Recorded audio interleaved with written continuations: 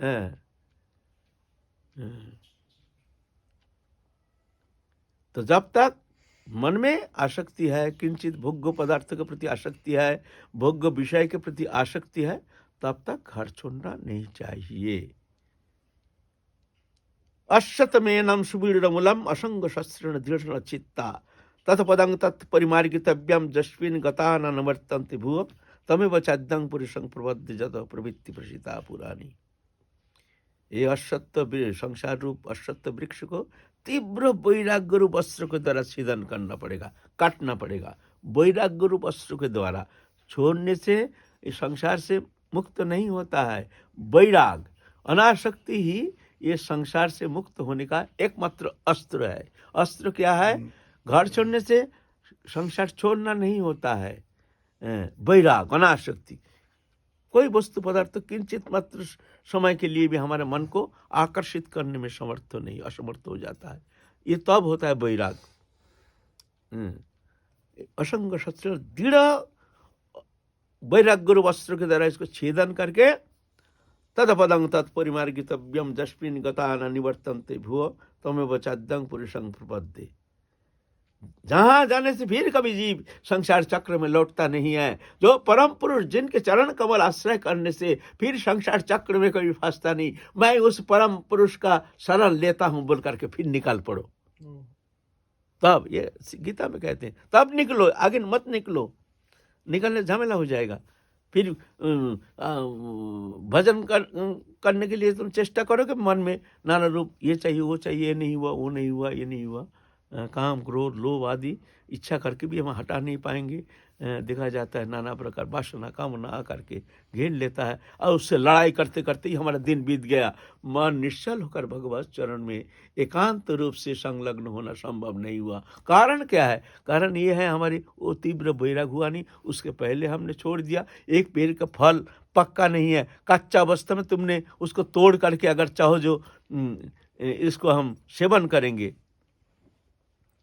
तोड़ तो दिया कच्चा अवस्था में और कार्बाइड देकर रंग भी बदल लिया, वो पीला रंग भी हो गया। जैसे होता है ना, केला है आम है,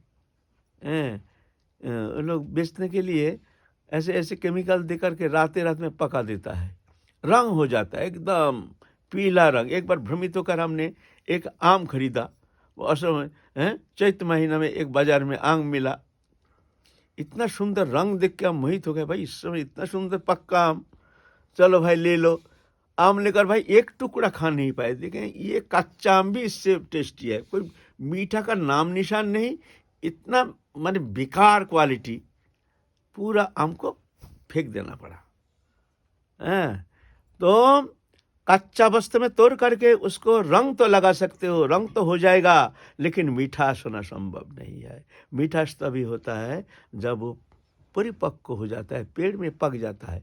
पकने का बाद फिर उसको तोड़ने का जरूरत नहीं, वो खुद ही पेड़ से गिर जाता है। ऐसे ही जब तीव्र वैराग्य होता है तो ऑटोमेटिक वो संसार, तुम संसार को छोड़ने का जरूरत नहीं, संसार तुमको छोड़ के चला जाएगा। तुमको संसार छोड़ने का जरूरत नहीं होगा, संसार तुमको छोड़ के चला जाएगा। उसको स्थान नहीं मिलेगा हृदय में, संसार का कोई स्थान नहीं। संसार क्या करेगा? दंडवत करके भाग जाएगा। संसार तुमको छोड़ने का जरूरत नहीं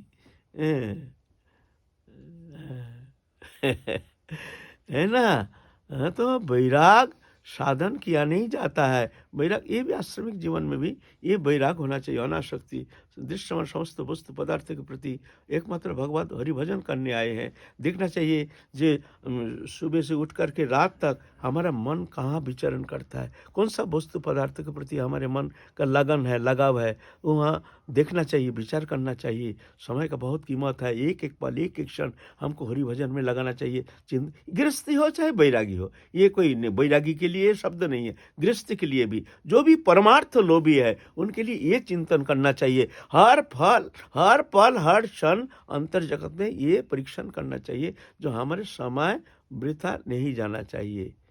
शरीर के द्वारा इंद्रिय के द्वारा कर्म करो, मन को रखो प्रभु के चरण में। ड्यूटी नौकरी, सांसारिक नौकरी करो, कर्ता बन के कर्म मत करो तो फंस जाओगे। और नौकर बन के भगवान को प्रभु मान के कर्ता मान के कर्म करोगे तो वो संसार तुम्हारा बंधन का कारण नहीं होगा। खुद कर्ता मानोगे तो फंस जाओगे। बस संसार बंधन का कारण नहीं, कुचितपन बंधन का कारण। संसार में रह करके भी तुम एक जन अच्छा त्यागी, अच्छा परम भक्त बन सकते हो। वासना ही बंधन, निर्वासना ही मुक्ति, है ना। तो ये देखना चाहिए इस तरह से, तब जाके वृंदावन आने से तब जाके भजन ठीक ठीक होता है। अभी होता क्यों नहीं? बहुत सारी कमियां हैं हमारे अंदर, इसको देखना चाहिए, इसको परीक्षण करना चाहिए। एक एक पल, एक एक क्षण हमारे सामने बहुत अनमोल है, इसको व्यवहार करना चाहिए, वृथा जाने नहीं देना चाहिए, है ना। तो हमारे आचार्यों ने इस तरह से वृंदावन में आए हैं, है ना, जंगल में सत्संग करते थे। हमारे श्रीजीव गोस्वामी पाद थे पंडित, ज़्यादातर कोई साध्य साधन तत्व संबंध में, कोई तत्व विषय में, अरे तो सर्व शास्त्र विशारद जीव गोस्वामी पाद को बुलाया जाता था। जीव गोस्वामी पाद उसका निरसन करते थे जब कहीं अटक जाता है कोई सिद्धांत में, शास्त्र सिद्धांत में, निरूपण करते थे जीव गोस्वामी पाद। समस्त जितना आते थे जीव गोस्वामी पाद के पास आकर के अध्ययन करते थे, शास्त्र अध्ययन, शास्त्र शिक्षा प्राप्त करके फिर जाके तत्ववेत्ता हो करके जाते थे। जैसे श्रीनिवास आचार्य प्रभु, रामचंद्र कविराज, नरोत्तम ठाकुर आदि सब आए हैं। श्रीजीव गोस्वामी थे उस समय, मान लो टीचर। और भजन विषय में सब थे, जंगल में एकांत में रहते हैं, जंगल में एकांत में सब भजन करते हैं। रघुनाथ दास गोस्वामी आए, राधा कुंड के किनारे में भजन कर रहे हैं, झोपड़ी डाल करके। झोपड़ी ना, पहले तो पेड़ के नीचे रहते थे, वहां जंगल था। धूप में तापते हैं, बरसात में भीजते हैं। धूप में एक दिन सनातन गोस्वामी आए हैं देखने के लिए, जो देखो तो रघुनाथ कैसे भजन करते हैं। जंगल, एक तालाब है, तालाब माने राधा कुंड, कच्चा कीचड़। कब बनाए थे वो राधा कुंडो? कोई ठिकाना थोड़ी है, वो तो कोई ठिकाना नहीं है। कीचड़ वहीं पर पेड़ के नीचे रहते हैं। तो देखते हैं धूप में रघुनाथ दास गोस्वामी भजन कर रहे हैं, राधा रानी अंचल दे करके, छाया दे करके ठहरे हैं। रघुनाथ दास गोस्वामी तो देख नहीं पा रहे हैं, जो स्वयं राधा रानी अंचल दे करके छाया दे रहे हैं। फिर देखते हैं ये शेर आया है पानी पीने के लिए, और बगल में देखते हैं सुदर्शन लेके ठहरे हैं भगवान कृष्ण। सनातन गोस्वामी देख रहे हो, तो दिव्य दृष्टि, तो दिव्य दृष्टि से। तो अगर कहें जो देखो राधा ने तुमको छाया दे रहे हैं, देखो भगवान तुम्हारे लिए सुदर्शन लेकर के तुमको पहारा दे रहे हैं, तो अहंकार हो सकता है। तो ये कहे नहीं, ये शब्द कहे नहीं, जाके कहती है रघुनाथ ऐसे भजन करने से थोड़ी भगवान मिलता है। ऐसे दिखावा बैरागी, ये बैराग से क्या होता है? राधा रानी कष्ट पाते हैं, ठाकुर जी कष्ट पाते हैं, भक्त के कष्ट से भगवान कष्ट पाते हैं। तो मानते हैं ना, बड़े हैं ना, तो बताइए, आदेश कीजिए मैं क्या करूं? ना, एक लता पता से झोपड़ी डाल दो। तो रघुनाथ दास गोस्वामी और सनातन गोस्वामी और दो आचार्य को बुला करके, वहाँ गांव तो वहाँ था नहीं, अभी राधा कुंड से गांव वो था नहीं, वहाँ जंगल था। उधर आड़िंग जो था, आड़िंग है ना, वही गांव था। आरिट गांव कहते थे उस समय, आरिट से आड़िंग हुआ, और इष्टासुर को वध किया था, इसीलिए उस गांव का नाम हुआ आरिट ग्राम। आरिट ग्राम से अभी आड़िंग कहते हैं। वहाँ से दो चार भक्तों को बुला करके झोपड़ी बना दिया। अब रघुनाथ दास गोस्वामी के मन में आया कि ये कुंडा अगर साफ हो जाता, इसको जो बंधाई होता तो कितना अच्छा होता। मन में संकल्प करने का, साथ साथ भगवान तो भक्त वांछा कल्पतरु, भक्त को मन में एक बार आना चाहिए तो भगवान तुरंत तैयार हो जाते हैं। हैं। तो एक भक्त जा रहे थे बद्रिकाश्रम, बहुत पैसा लेकर के, जो बद्री आश्रम को हम सुंदर करके बनाएंगे। तो रात में स्वप्नादेश हुआ, राधा रानी कह रहे हैं तू कहाँ जा रहा पैसा लेकर के, जा तेरे ये पैसा, तू हमारे एक भक्त हैं आरिड गांव के पास राधा कुंड नामक स्थान जंगल में, वहाँ रघुनाथ दास गोस्वामी नाम के हमारे एक भक्त हैं, उनके पास जा कर के ये पैसा सेवा में लगाना और जैसा कहें ऐसा करना। हाँ, तो तेरा ये पैसा जो है ये ठाकुर जी सब स्वीकार कर लेंगे, प्रसन्न हो जाएंगे तेरे ऊपर। स्वप्न टूटने के बाद वो बद्रिकाश्रम गए नहीं, सीधा चले आए मथुरा। मथुरा के उस समय तो जानकारी तो है नहीं, कहाँ राधा कुंड थोड़ी जानते हैं, कहाँ जंगल में एक कुंडा कच्चा एक तालाब जैसे पड़ा है, कौन खबर लेता, जानता ही नहीं था कोई जो राधा कुंड नाम के कोई पवित्र तीर्थ है, जानते नहीं थे उस समय कोई। तो रघुनाथ दास गोस्वामी आने के बाद ही सब जान गए हैं, जब महाप्रभु आने के बाद जब प्रकट किए हैं राधा कुंड, तो अब जाके अभी महान तीर्थ बन गया। सब आके धीरे धीरे सब साधक आदि सब वैष्णव आदि आकर भजन करने के लिए राधा कुंड तीर आश्रय करके वहाँ भजन कर रहे हैं। धीरे धीरे धीरे धीरे जहाँ लोक समागम होता है वहाँ सब धंधा करने के लिए भी बहुत लोग आ जाते हैं, कोई दुकान खोलते हैं तो कोई कुछ खोलते हैं, ऐसा करते करते करते करते बाहर से देखते हैं तो बहुत लोक समागम हो रहा। सब लोक समागम जहाँ होता है वहाँ तो सब चिंता करते दो पैसा हमारा कमाई हो जाए, तो कोई दुकान खोलते हैं, कोई पान का ठेला खोलते हैं, तो कोई कुछ खोलता है, कोई होटल खोलते हैं, तो कोई चाय का दुकान खोलते हैं, ऐसा है ना। ऐसा करते करते धीरे धीरे फिर वह बसत भी करना शुरू कर, धीरे धीरे अभी राधा कुंड अभी वो गांव हो गया है।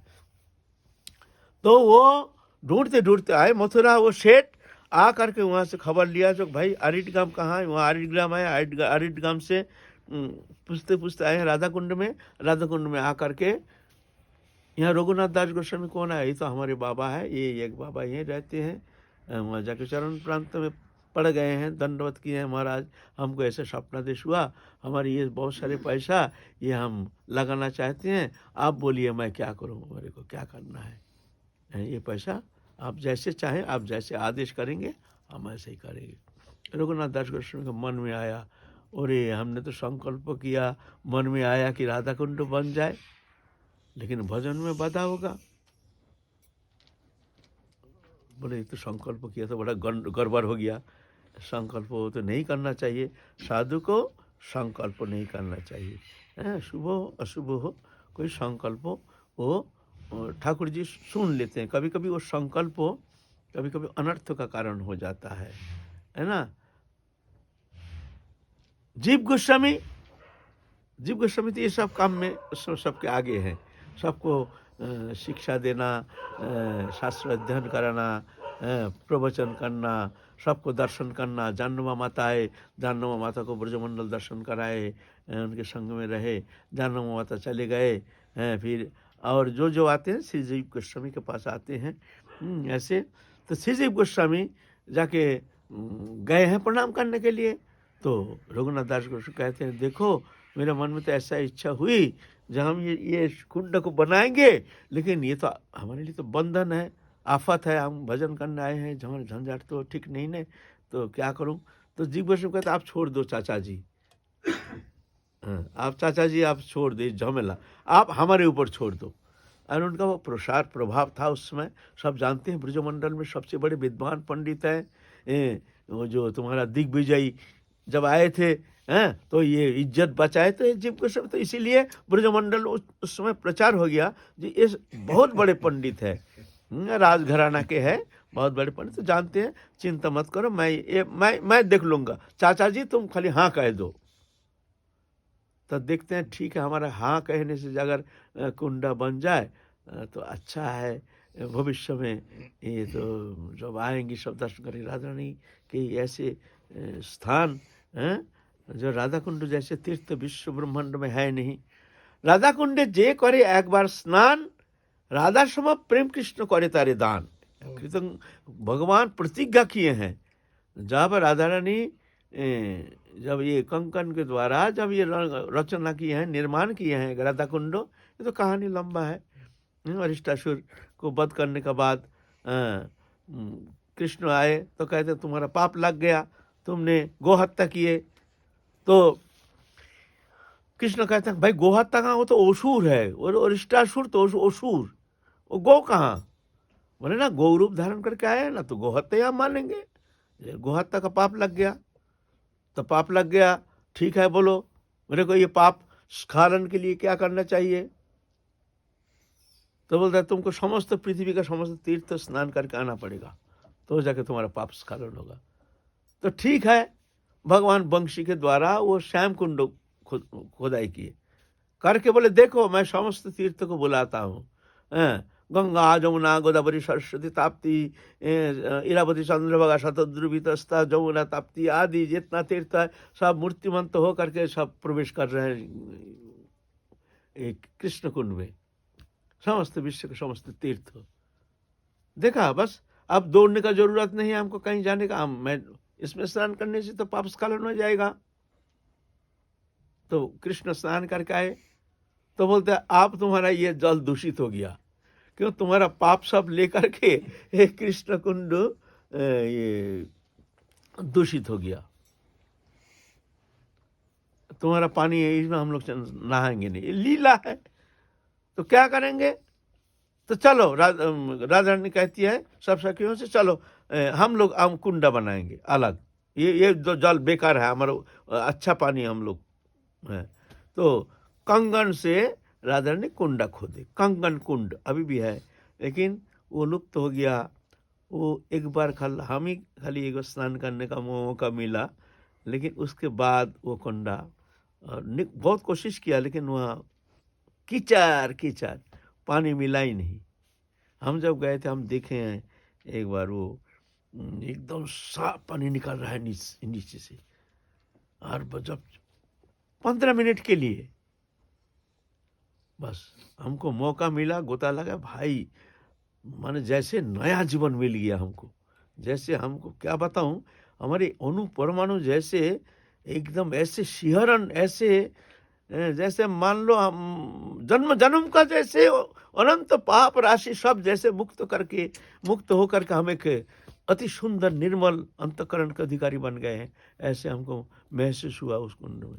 लेकिन फिर वो कुंड निकला ही नहीं, फिर भी सफाई किए थे, लेकिन कीचड़ एकदम गाढ़ा कीचड़, पानी निकला नहीं।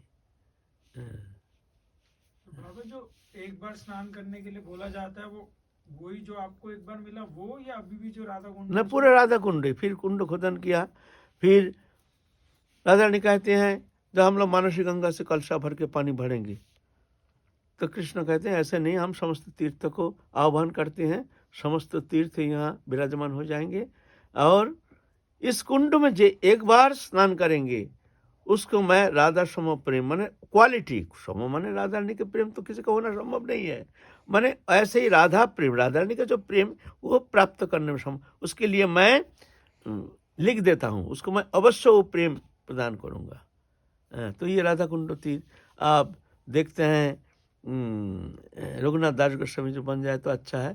तो श्रीजीव गोस्वामी पाद वो सब ब्रजवासी मिल करके और सब सेठ फेट मथुरा से सेठ बुला करके अभी जो राधा कुंड कृष्ण कुंड है वो उसको निर्माण किए हैं इस तरह से। फिर जीव गोस्वामी पाद राधा दामोदर मंदिर स्थापन किए, स्थापन करने के बाद ब्रजमंडल में इस तरह से बहुत जितना आए हैं हमारे सब आचार्यों सबके साथ रहते थे। फिर 85 साल उम्र में जीव गोस्वामी पाद शरीर त्याग दिए वृंदावन में। तो आज की कथा ही विश्राम, फिर काल चलेंगे। हैं, जय जय श्री राधे।